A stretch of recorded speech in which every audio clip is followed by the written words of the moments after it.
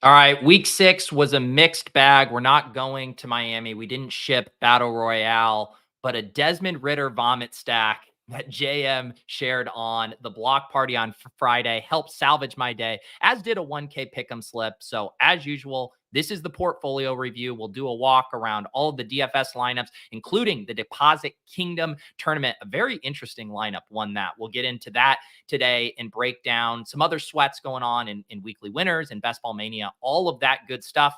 It's the PPR. Let's go. I suffer from a debilitating condition known as atropic chalkitis. Peter's one of the greatest depositors I've ever seen. Trust the process. Let's go. Let's go. I got auto matched with Levitan. Bullshit. If I just go the other way in that 6v6, I win all the money. All the money. If I had 150 lineups, I'd win too. Process over results. Illuminati make a bitch go crazy. I don't know which one of these my baby. Bust down AP, 35 bullets in your head like KD. Bust it, bitch go bust it. And I had 10 pints with me in Russia. Hey everyone. All right, GMs all around. Yes, we got auto match with Levitan. This is bullshit. I really do need to update the DFS intro because every year I update the Best Ball Bros one. I guess some of the stuff with DFS has been fairly evergreen, but I think we could probably have a new update at some point if I could ever find the time. We certainly need some Sims references in there, I think. GMs. Mike needs a double shot of espresso instead of a coffee pour this morning. I can't help you out on the espresso, but we will get a coffee pour going here in a sec once I get through the GMs here. Let's see, J Mike, can we get a highlight from the weekend? It was a pretty low-key weekend for me. I'm trying to think of a highlight. Like, honestly, we just had finally a normal night on a Friday. I didn't get to watch Survivor this week, which I'm into. I'm in a fantasy league with some of the guys in the Deposit Kingdom, so I had to sweat that out. And Lauren and I just had a night to ourselves finally on Friday night where we didn't have anything going on. Got to watch some Survivor, had some apple crisp with vanilla ice cream. That's the highlight of my weekend these days, J Mike. I'm not getting out of the house much. I do my workouts in my garage gym. I basically never leave. So yeah, I wish I had a better highlight for you. But that was about it. A little apple crisp and vanilla ice cream. That's how you know I'm getting old. Exactly, Clay. If we had just gone the other way on that 6v6, I win all of the monies, GMs. When will Thielen be 9K? I need it. I mean, this dude just stuffs me in a locker every single week. I mean, holy shit, Adam Thielen. And I just, he is the one, you know, there's like some players where it was like Devon Achane and Puka's price goes up. And I'm like, I have no problem continuing to chase those guys up. But Adam Thielen's price like goes up a little bit. And I'm like, nah, I'm good. This has to end somewhat or sometime eventually. No, he just keeps crushing. And it's especially cruel because I do the weekly wrap up for the Fantasy Life newsletter. And I do basically like the 6 top fantasy performers. And I've just left a spot as the 6th bullet in that piece, just permanently fixed on Adam Thielen. I'll just have to write about Adam Thielen every single week in that spot. So yes, I continue to get stuffed in the locker by Adam Thielen. It is funny though, like thinking about that archetype of player. And I would say that like Odell Beckham kind of fell into that archetype as well, right? Like a veteran player who we haven't seen them produce at a high level in a while. They were both going in that 11th to 13th round range in most of drafts all summer. And it's like one of them is hitting massively and the other has been a total bust. And it's kind of like when you play with fire with those kind of archetypes, you can get absolutely burned or you can hit on a league winner. So congratulations to all the Adam Thielen drafters. I didn't even call you guys slappies. I really wanted to say the Adam Thielen slappies, but this is maturity from me. I'm not even calling you guys slappies here. All right, let's see here. Catching up. Hodge played cash this week and still lost. Man, that is still a bridge too far for me. I will not be entering those cash game streets until week 18. To which case you can send me a head-to-head. Yeah, Ink Magma saying, love the low-scoring weeks. Yeah, super low-scoring week. I was kind of stunned when I saw Jared Goff was sitting as the QB1 on the week. And I do think that thesis of it made sense, right? Like on paper, the top two quarterbacks from a ceiling perspective on this week were Jalen Hurts and Justin Fields. And we ended up liking the spot for both of those guys a decent bit. Obviously, the Jets secondary was in shambles heading into this game, which I think boosted how we felt about Hurts. Obviously, didn't work out for either Hurts or Fields. Lots of turnovers. Fields leaves the games injured. But I do think the flatness of quarterback this week really pointed to going down at quarterback. And I didn't. I played Fields in my main lineup, but everyone who went cheap or went a little bit off the board at quarterback this week, I think was very much rewarded. So yeah, it's interesting thinking through like the bigger slate dynamics and then how you can capitalize on that as well. Easy says he's 6-0 in cash and at an existential crisis. I think you're now Levitan, man. I think you just got to pivot. You're no longer a spreadsheet, tournament bro. I think you need to start writing up a blog post about your want plays, your must plays, your locked and loaded plays. You got to post your percentage ROI each week. You got to post the screen grab of yourself photoshopped on that guy that says no regrets. I think you just got to lean into the bit. You got to lean into it. Oh yeah, Zach says Miami off the main slate next week. Thank the Lord. Is that the Germany game against Kansas City? Is that next week?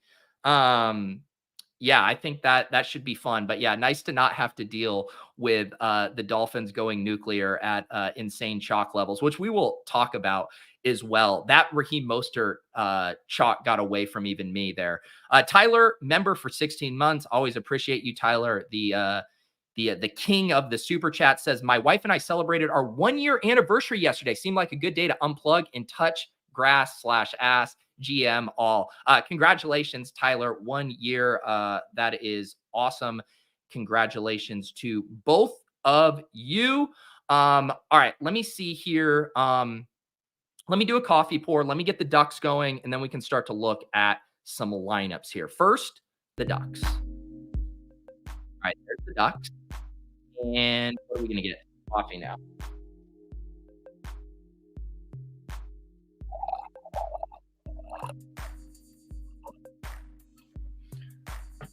Another thing I will pull up once I'm done looking at my DraftKings lineups, let me show you one of the few best ball teams I drafted on DraftKings. There is an interesting player who's on that team there.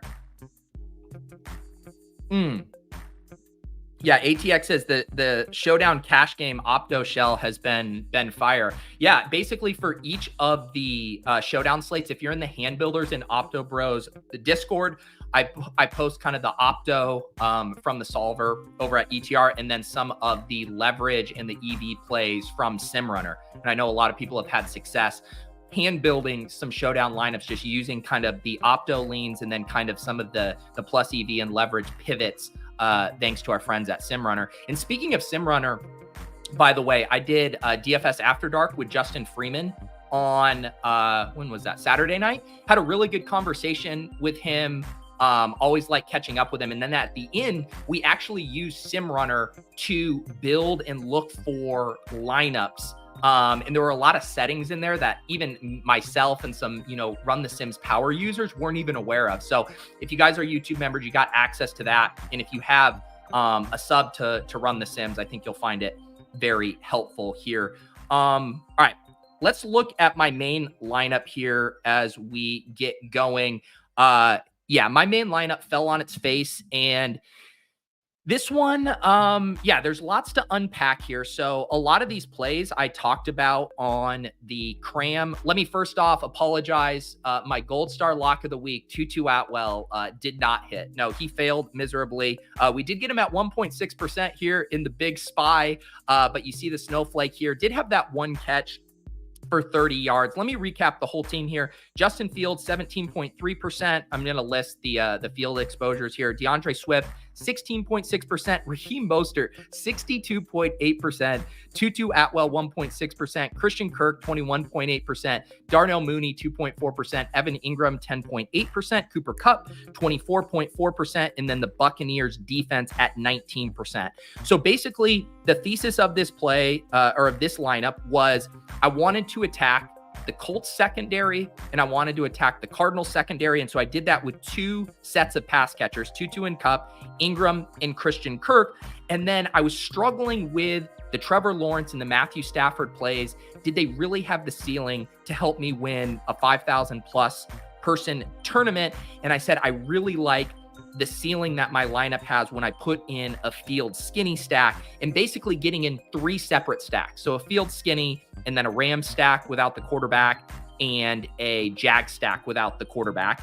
And then I got my 2 favorite running back plays on the slate, DeAndre Swift at 6,100, Raheem Mostert at 6,400, and then only had room for a cheap punt defense. So I think this lineup construction, I'm happy with. Obviously, Fields leaves the game early. Mooney was starting to get going there a little bit.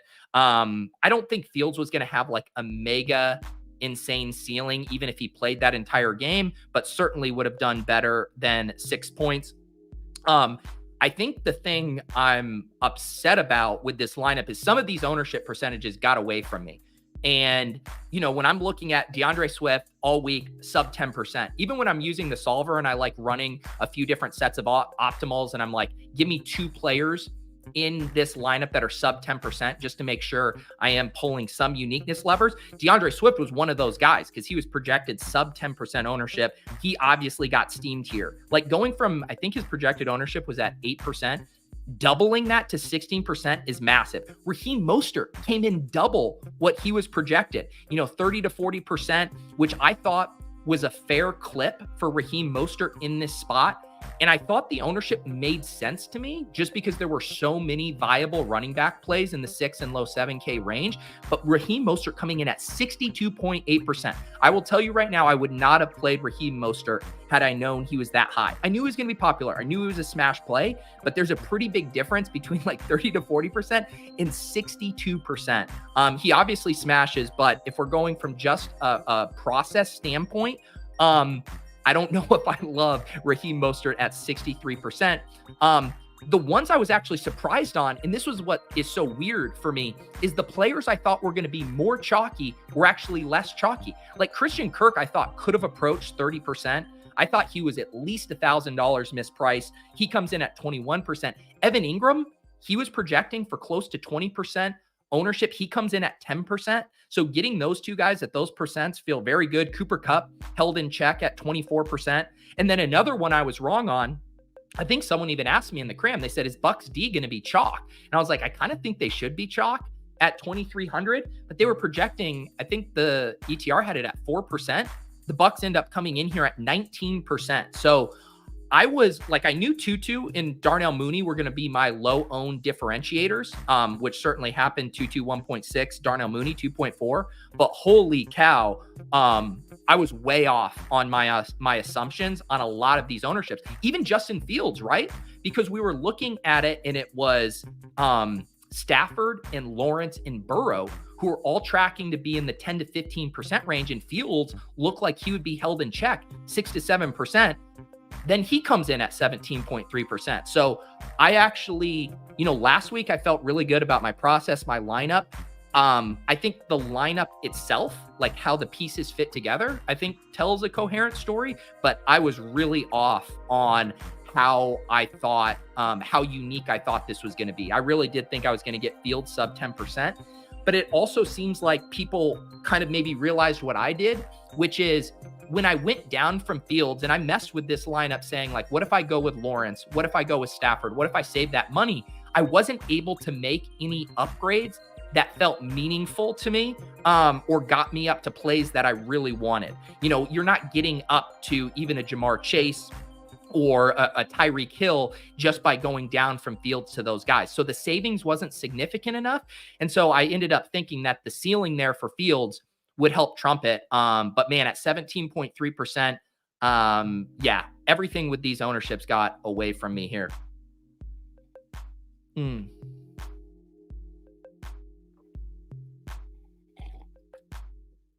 Steph says, I would have been more upset over Tutu if Puka didn't suck yesterday too. Yeah, the Rams offense was just frustrating yesterday. I mean, even Kyren Williams, their first half was atrocious. And basically the way that entire game broke, it was like Kyren couldn't get going. I think he had 4 yards rushing. And the Rams had so many stalled out drives, so many 3 and outs. Then in the second half, once Kyren got going, then it just completely consolidated around Kyren and Kupp, and no one else could get there. Tutu Atwell and Higbee still on the field a ton, but when you look at their target shares, and I was actually looking at this before, you see Tyler Higbee's target share the past 2 weeks has come way down. You know, he was at 25% in week 4. Kupp comes back in week 5 and 6. He's down to 9 and 15%. You see Puka's target share still holding strong, 31% in week 5, 25% in week 6. But then you see Tutu's has legitimately come down. You know, part of my gold star lock thesis was, 1, this Rams secondary is awful. 2, Tutu still ran 95% of the routes, even with Cooper Kupp returning. 14% of the targets, healthy ADOT. He can get there on a big play and leverage on all of the other popular plays in the Rams offense. But then you really saw his role go down even further last week or this week. 82% of the routes, only 10% of the targets. Still that healthy ADOT there, 20. So I do think he's there for big plays occasionally. But yeah, I whiffed on that, but it was more a whiff on the entire Cardinals, that entire game. One take I do feel good about was not forcing bringbacks with the Cardinals. And even kind of in the Jags game, I guess Josh Downs kind of got there. He gave you a usable week, but playing these offenses just through the side that you think is going to put up the most points worked out pretty well outside of Adam Thielen, who was like the one bring back you needed last week. So this was my main lineup in the SPY. I do like getting a little bit more unique in the SPY, and that's why I'm willing to take on guys like Tutu Atwell and Darnell Mooney, who obviously have a very wide range of outcomes, but when they do hit, they hit in ways that can win you the tournament. So other than the percentages, I feel good about this team. But yeah, this was a huge miss. Fields leaving the game early was just kind of a gut punch, but it is what it is.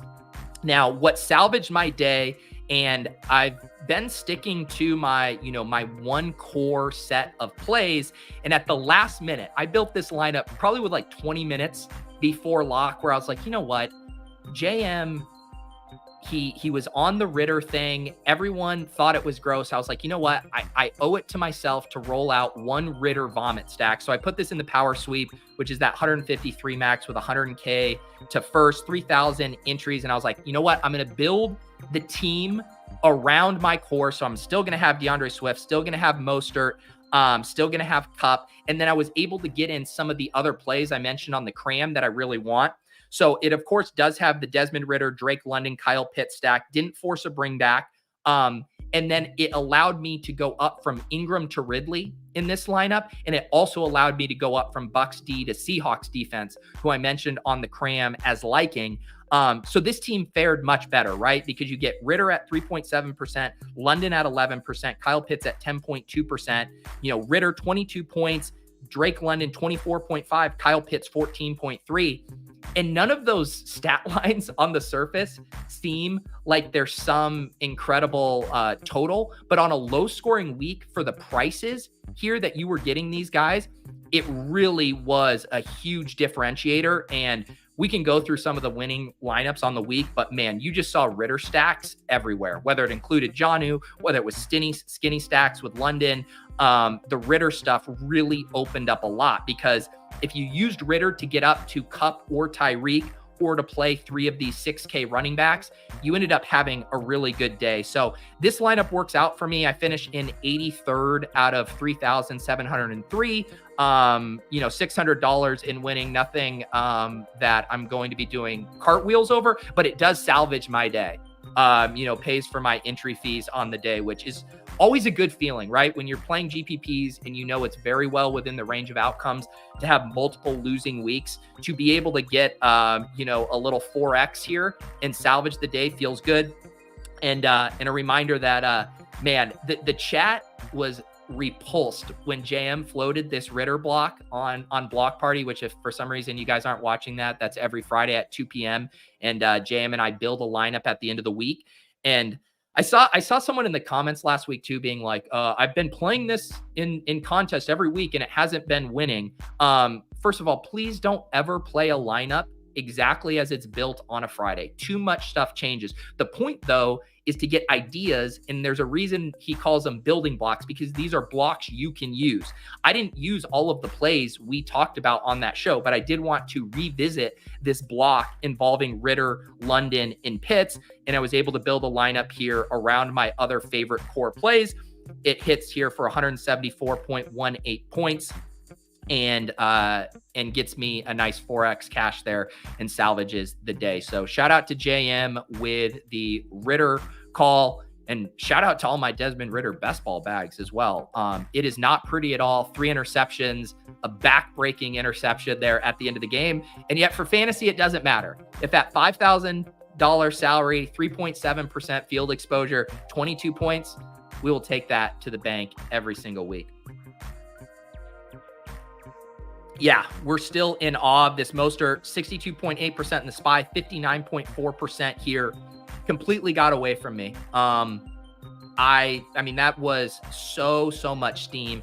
And I knew he was the best running back play. I just didn't know it was going to get to those levels. But I think the Jeff Wilson being out really just gave everyone the supreme confidence. Like, I saw JM boosted his confidence on Mostert after that. Dwayne McFarland over at Fantasy Life had Raheem Mostert as a top 5 overall play on the entire slate. We saw it in the Battle Royale and Underdog contest. Raheem Mostert went from a mid-second round pick to the 105, 106 in all of those drafts. So maybe I should have flagged that steam. But yeah, it was tough for me because what did I say on the cram? I was like, I do not want to fade this spot from the Dolphins. Like, I either want to play the Dolphins defense, I want to play Mostert, I want to play Tyreek, I want to play Waddle and Tua.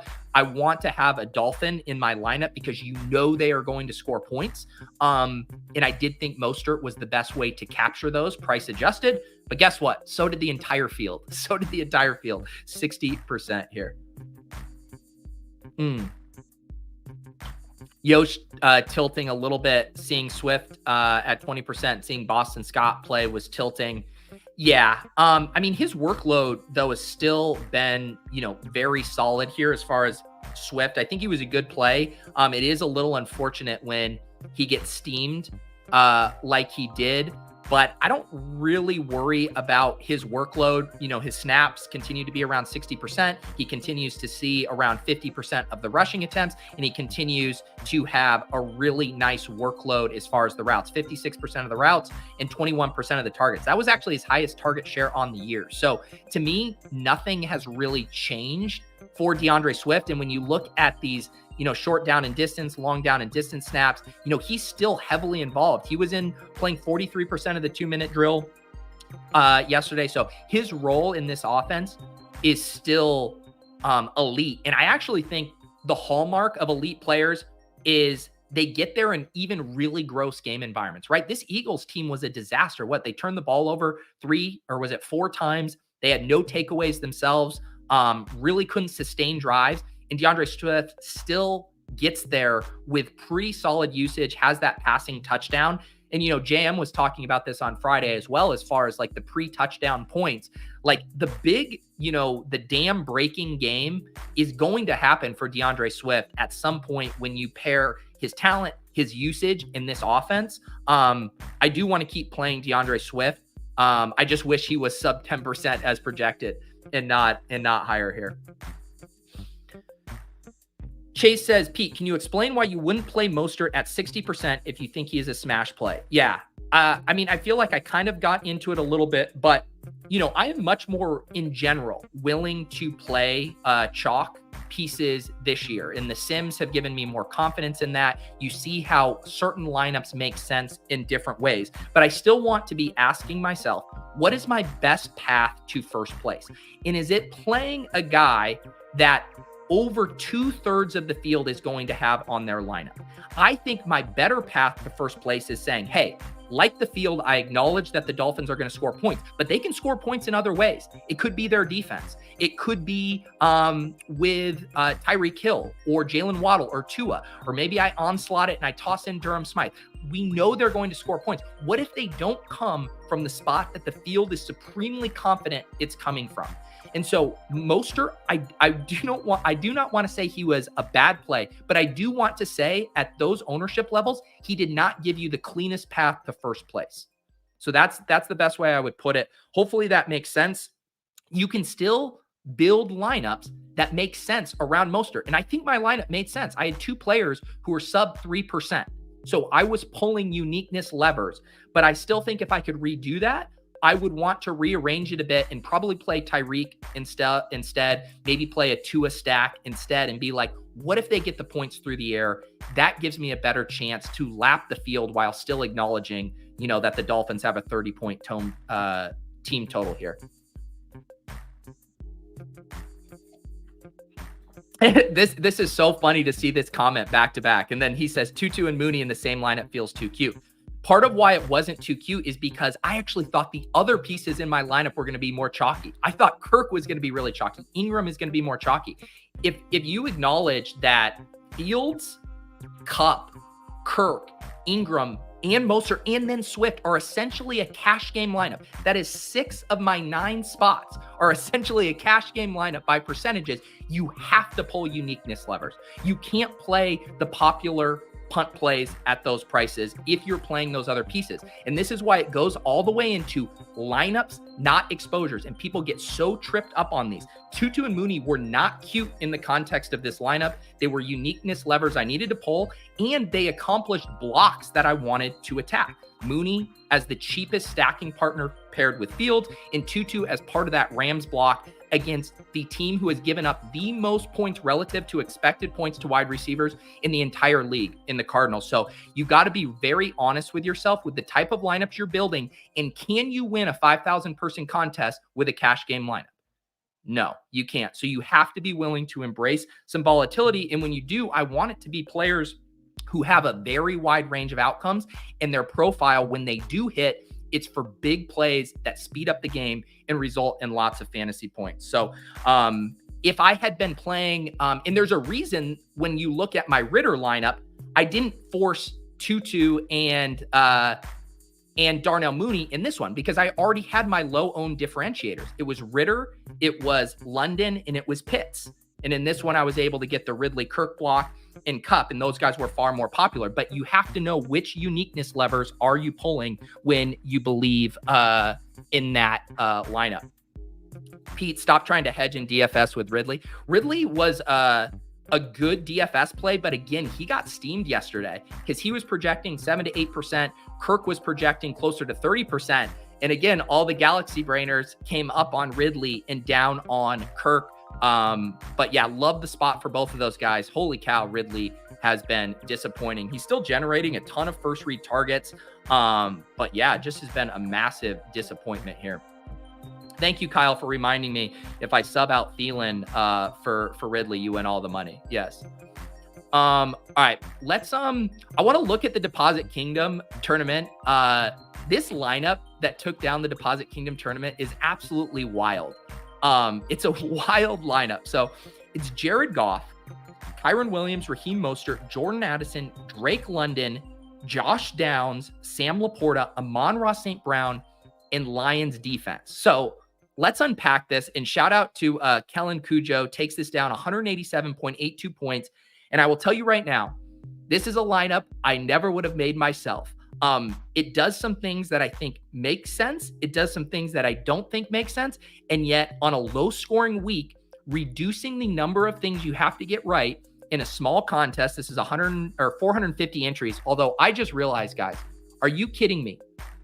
We didn't fill this. I'm just now noticing this. It was 450 entries. We got to 448. Now I have to make it smaller this week. That's embarrassing to be too short of filling this. But I will tilt about that off air. But what's so interesting to me about this lineup is, first of all, this block here on the Lions, Goff 1.1%, Laporta 0.2%, Amon-Ra 4.7%, and Lions defense 13.6%. So Laporta at 5,600 with the Q tag, I think was a very, very hard click. It sounded like he was legitimately 50-50 kind of heading into Sunday, and then things trended in the right direction. Obviously, Amon-Ra St. Brown was an awesome tournament play. Knowing Gibbs is out, knowing Laporte is banged up, Amon-Ra was just going to feast underneath. So even though he had the elevated price tag, knowing that he was going to be very unpopular, I think makes a ton of sense. And then I don't even mind being like, you know what? I'm just going to play Goff, Laporta, and St. Brown, try to capture this block of points. But then no bring back, which again, I think is fine. But then the Lions defense tossed in as well without David Montgomery as kind of like the onslaught of this lineup. It's just a very unique lineup.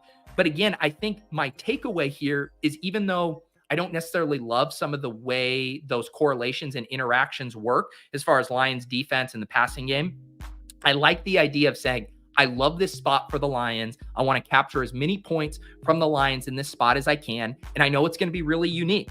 And again, this lineup then just played a decent amount of hits elsewhere. Kyren and Mostert, two very popular running backs, and then lived in the 5K range at wide receiver. Didn't get up to Kupp, didn't get up to Tyreek, but played Jordan Addison, who I think was a really good play at 12.1%. Drake London, obviously a good play. You see a little Deposit Kingdom steam here. He comes in at 16.7%. Josh Downs, who was probably the most popular pump play at 32.4% in this contest. And yeah, all you hit on was the Goff and Amon-Ra, who finished as the QB1 and wide receiver 1, and you ate some of the good chalk in Mostert. And that's it. That's all it took to win this week. And it does make you realize that it is so much easier to win on the low scoring weeks, because this lineup essentially got, what should we say, 3 things right: a Goff, Amon-Ra stack, Raheem Mostert is good chalk, and Drake London as like the best mid-tier wide receiver play. I guess we could say they got 3 things right there to take down this tournament. And to do that, they had to use 4 Lions, and 2 of them were maybe tougher clicks in conjunction with Goff and St. Brown, but it doesn't matter, eliminating the number of things you get right. So shout out to Kellen Cujo for winning what will maybe only be the only 450 person Deposit Kingdom contest, because we now have to make this smaller this week. Jay Gibson here near the top with the exact block that we used on Friday with Jam to win. Desmond Ridder to Jonnu Smith with Curtis Samuel as the bringback. Was able to get in Mostert, Evans, and then, here's our Adam Thielen here. Adam Thielen, 13.8%. Also got up to Cooper Kupp here. Crazy, because if I looked at these 2 lineups and you didn't have the number of fantasy points, the total next to them, I would have been like, oh yeah, this Ridder lineup won, right? Kupp, Thielen, and yet it still just barely comes in second. But this lineup, I think, looks very nice to me, playing some of these one-off values. I think Mike Evans as a one-off pick here at 3.4% was a pretty nice play. And I also loved using, obviously, if you use the Bears or Vikings defense, I think that worked out really well, because you're sidestepping Deontay Foreman chalk, you're sidestepping all of the Vikings value at wide receiver, the Fields chalk, and saying, what if this game is gross? So Chicago Bears at 2,500 at home at 5.8%. I think that was a pretty good play there.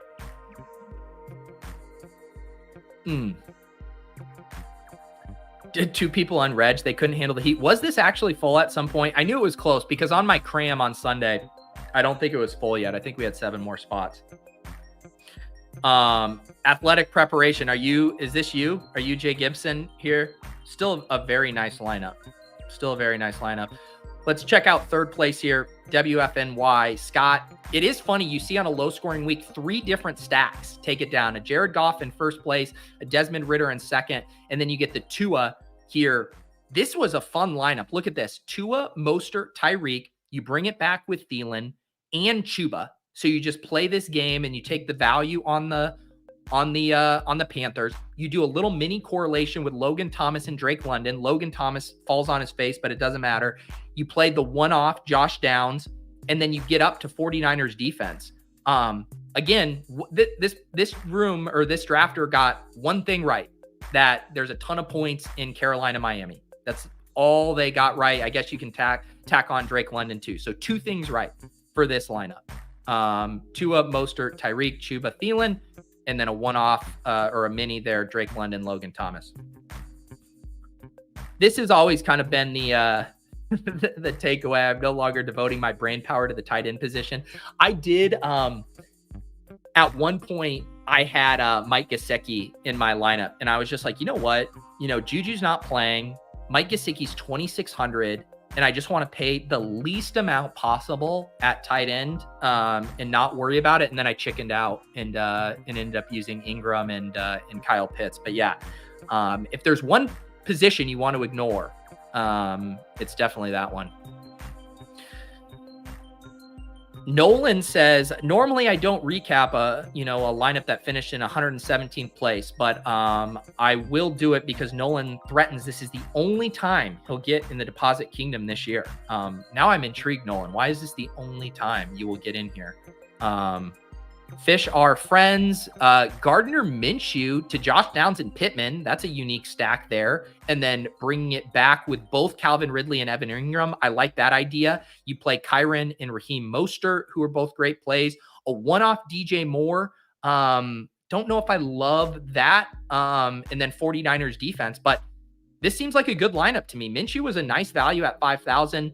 He obviously lost some of the shine relative to Desmond Ridder. But playing this game, my only thought on this lineup, Nolan, would be if I'm playing the Gardner Minshew vomit stack, I would almost want to go with ETN here, being like, if they're chucking a ton, sure, it could be a shootout where both of them are chucking a ton, but I do think that the Minshew Pittman Downs and all that underneath stuff is maybe hitting more in ETN scenarios. But it would have been hard. You would have had to have pivoted DJ Moore to ETN. You probably come off Ridley and go down. But yeah, I like this block. I think these are the kind of onslaughts you should be rolling out in the small field 450 person, soon to be 400 person contest. So I like that team, Nolan. Oh, that's no fun. Traveling out of state, my state doesn't let me have fun. That's a bummer. Well, at least you got the min cash. You got the 2x here, turned your $10 into $20. It's honest work, Nolan. You can call it a work trip now because you min cashed in the Deposit Kingdom tournament. I did want to show you guys this one thing as we were talking about Adam Thielen. So I did like I think I did 4 total best ball drafts on DraftKings this year. 3 in the Millie Maker when they were doing that like free ticket giveaway. And then I did one $250 contest. They had the smaller field mid stakes tournament. And I remember doing this draft because I'm not accustomed to drafting on Underdog or on DraftKings. I got auto timed out an Adam Thielen share. And I was going and looking at my contest and it said that I was like winning $1,300 last night. And I was like, is that from my showdown lineups? No, it was because this team is now moved into first place here, all because I auto drafted an Adam Thielen share. And then I ended up leaning into it. I grabbed DJ Chark later. And, but yeah, I just thought this was hilarious that I have one good team over here and it was an accidental Adam Thielen share. I can't even take credit for it. I literally got auto timed out Adam Thielen and I almost stopped drafting the rest of the team. I was like, this team's dead. I don't even want to draft it anymore. It's too ugly. But it's actually kind of a fun team. So I basically did a Baltimore heavy onslaught and a Seahawks heavy onslaught. So I had Lamar Jackson, Zay Flowers, and then I lost J.K. Dobbins, but it does have Rashad Bateman. And then I did do the bring back with Devon Achane in this one. And then I have the Geno Smith with Tyler Lockett, JSN, and Noah Fant. So I went heavy on those guys. But this week, I get Michael Mayer coming back to life here. This team does have Garrett Wilson and Amon-Ra St. Brown. It's going to be weak at running back. Ramondre Stevenson, Tajay Spears, Devon Achane, who's going to be out for 3-4 more weeks. Ty Chandler, who looks completely dusty and dead. Eli Mitchell, who at least was back, but seems like he's lost that job to Jordan Mason. So I don't have much hope for this team. But it is funny that Adam Thielen is single-handedly carrying this squad. All right, let's check in on a little bit of Underdog action from this week. I actually got in the most volume on Underdog that I have all week, all year. I ended up getting 50 entries in Battle Royale, and I got 12 entries in the Dawg Bowl. I will not be going to Miami, however, and I think I ended up going 6 for 12. I got 6 teams in the top 1,000, which means I get my money back on those. So ended up putting in, 12 times 50, so $600, and I'll get $300 back. Didn't win any other prizes. My best team finished in 183rd place. It was a Tua, Tyreek, and yes, I did throw in my gold star lock of the week, Tutu Atwell at the end there. Had Kenneth Walker and Chuba Hubbard at running back, Evan Ingram at tight end. That was my best team.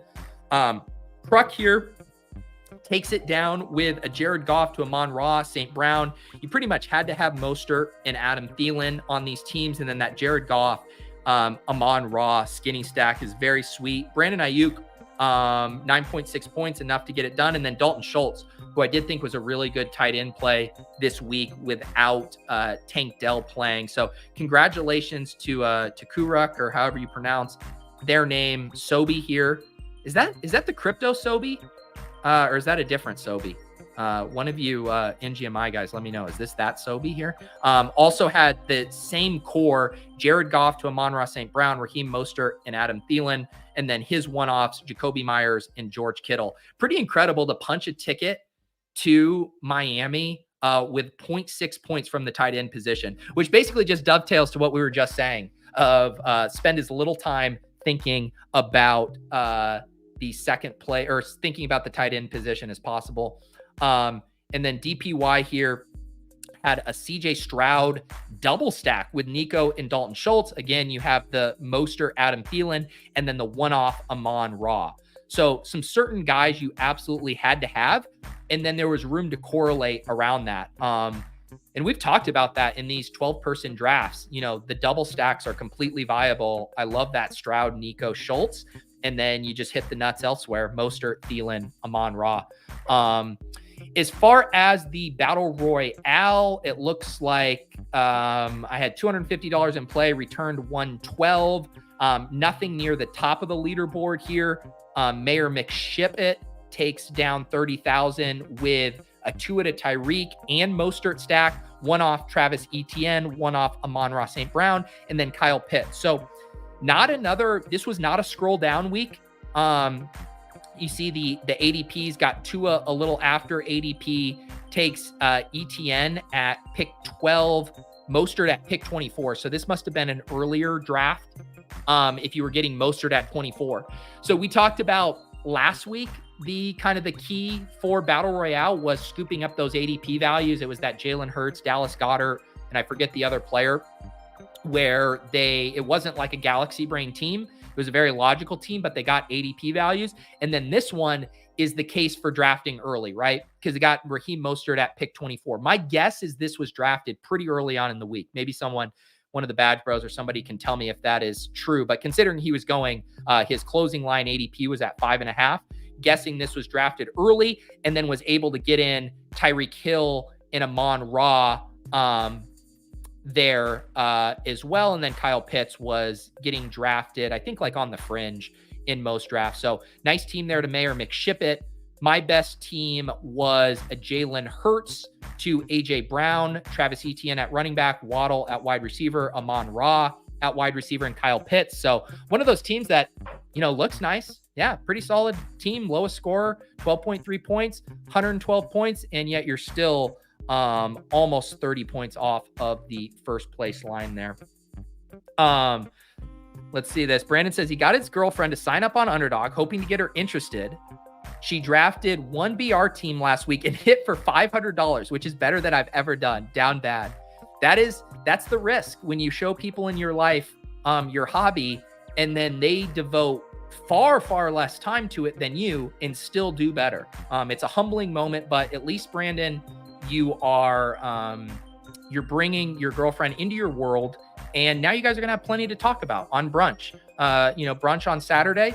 You don't have to talk about what you used to talk about. You can talk about who's the best scroll the F down play in Battle Royale. So congrats on the sex, Brandon. Primetime KG, welcome to becoming a YouTube member. as I think I have pinned in the chat there. If you guys are the hand builder and Opto Bros, you get essentially 3 things for just $7.99 a month. You get 2 extra shows a week. You get the Sunday crams at 10:45 a.m. We go through the GPP slate, overnight news. We build a pick'em entry. That one hit last week, didn't hit this week. And then we also do a couple underdog drafts. You get the DFS After Dark, where I bring someone from the industry on. We do an interview for about 45 minutes, and then we build a team. Always get really good feedback on those, super casual, chill vibes on Saturday evenings. And then you get access to the Discord as well, where we share those showdown plays that I was talking about before as well. So very good value, $8 a month. You end up getting 8 extra shows plus access to the Discord. Appreciate all of you who are YouTube members. Primetime KG, this is KG from the Liam Discord. Now I'm scared because I've seen some of the people that are in Liam's Discord. You guys are a different breed over there. It gets wild over there in the Liam Discord, from what I hear. All right, let's see. What else was I going to look at? Tyler says 111th place in BBM4 is our new Walrus Balls. All right, I'm scared to look at this. I'm scared to look at who is in 111th. But I do, of course, should have known Tyler would flag this. What are we looking at here? Let's go over to 111th. Strokeszn. The thing is you have plausible deniability. You know, when Underdog inevitably holds the username trials, and basically Nick Rudman is going to sit atop a throne at a high court, and everyone is going to have to come and plead their case and say, Underdog, my username should stand. And you know, Rudman's going to rubber stamp whether they're allowed or not. Strokeszn can at least go up and say, it's just a golf reference. It's Mr. Rudman, please don't boot me off the platform for a highly erotic sexual innuendo about masturbating. No. This just has to do with golf. It just has to do with golf. Strokeszn there. Yeah. Let's see. My team that was like 56th, it has dropped a little bit. My entire block of Dolphins and Chicago Bears running backs did not play last week. So that team's down into 700th place. Still a nice team there, 876 points. But that was a Justin Fields, DJ Moore team that didn't hit. It has Devon Achane and Jeff Wilson didn't play. Has Roshan Johnson and Khalil Herbert didn't play. Did have the Tua to Tyreek, so that's why it's still hanging around here. But yeah, my hopes of rocketing up into the top 10 of the regular season leaderboard on that team have taken a small hit. Before we dig into some more best ball stuff, I did want to shout out the thing that salvaged and paid for all of my action on Underdog yesterday was the pick'em entry that we built on Off and On the Clock. So this is the show I do every Friday with the Badge Bros over on the Underdog Daily channel. We do the block party at 2 p.m., immediately head over to the Underdog Daily. We do about an hour and a half talking Battle Royale strategy, doing drafts and building a pick'em here. And Nez famously wanted to get in some Justin Tucker, a little footy over the pond. Never doubt Nez on his kicker takes, gets Justin Tucker here, 18 kicking points, absolutely smashes it. I think John was on Nico, higher than 57.5 yards. He gets to 80. Josh Downs, we liked. In this one, we were waffling, I think, on the yards or the receptions. Josh Downs did not get there on the yardage number. He does go higher than 4 receptions with 5. Cooper Kupp got there very quickly, higher than 85.5 receiving yards. And then Jacoby Myers, the revenge game, he barely gets there. He did get there early, though, so it wasn't an agonizing sweat, but he gets to 61 receiving yards. So, yeah, nice little 20X there. Doing nice on that. I think it was, 2 weeks ago? We hit the Cram pick'em. That was a 20X. Last week, we hit this pick'em on Off and On the Clock, which I think what it means is we're due on ship chasing because our Shipcast pick'em entries have not been hitting. I think we're, 0 for 5 now? So if you guys aren't familiar, over on Ship Chasing every Thursday night, we've been doing a companion stream for Thursday Night Football and building a core pick'em entry with 3 picks. And when we hit, and I need to say when because I almost said if we hit, but eventually it will be when. When we hit, we keep rolling over $100 giveaway. So this coming week, it'll be $600. And you just have to be watching the show. We drop in a Google form And so each week the pot keeps getting bigger. But one of these days we will hit our pick'em entries because I'm bouncing around from shows. We hit it on the cram. We hit it on off and on the clock. This needs to be the week we hit it on ship chasing.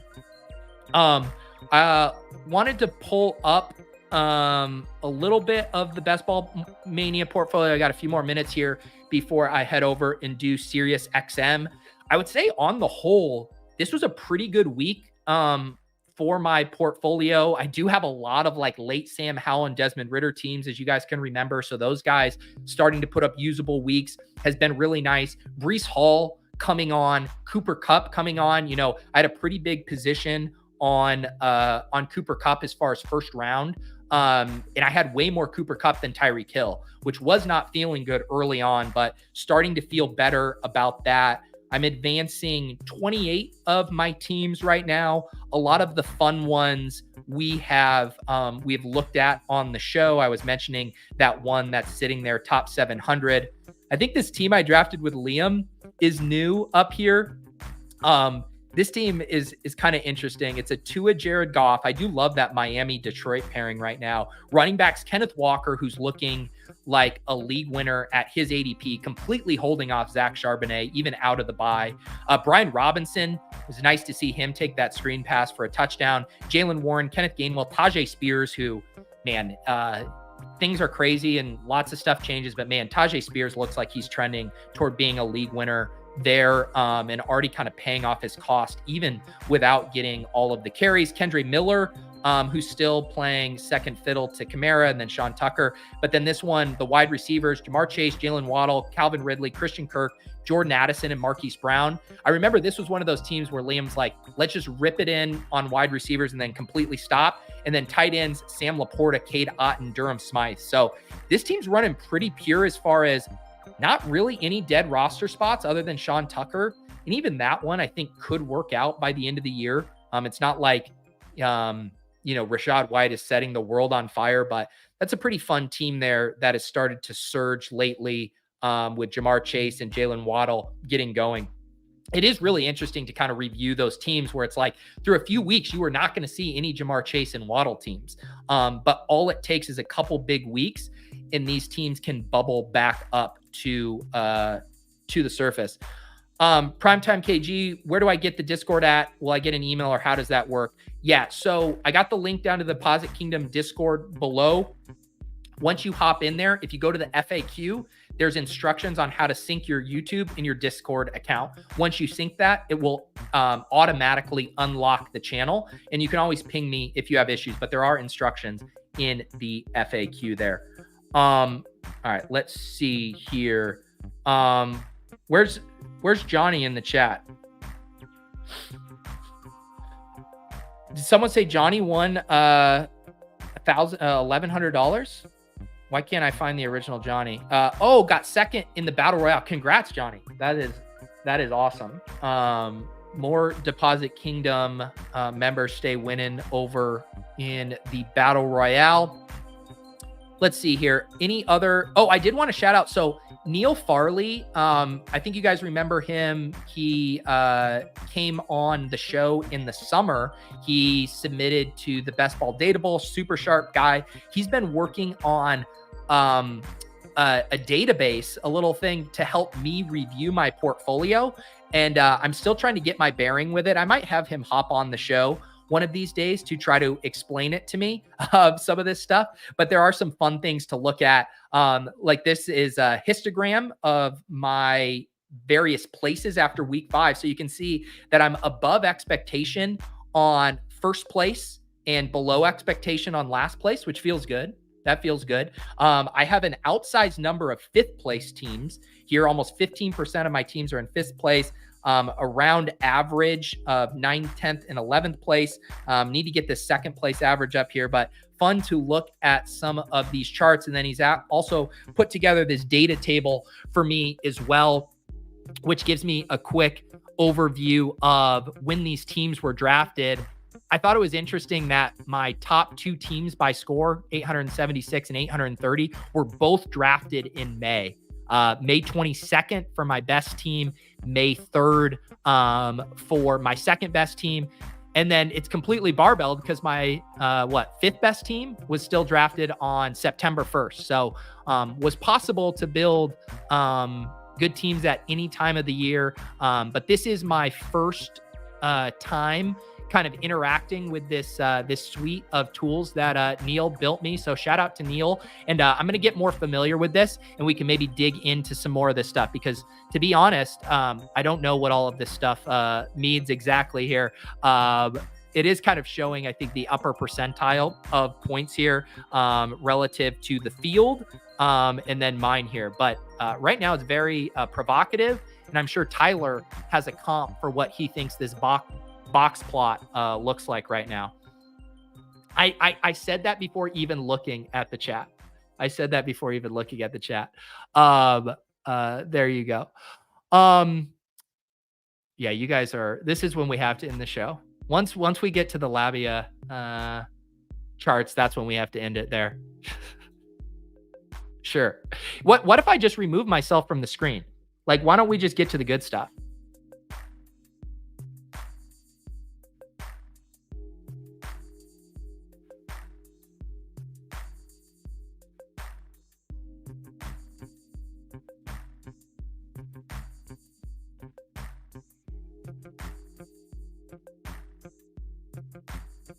We'll see you next time on the Pourtfolio Review. You guys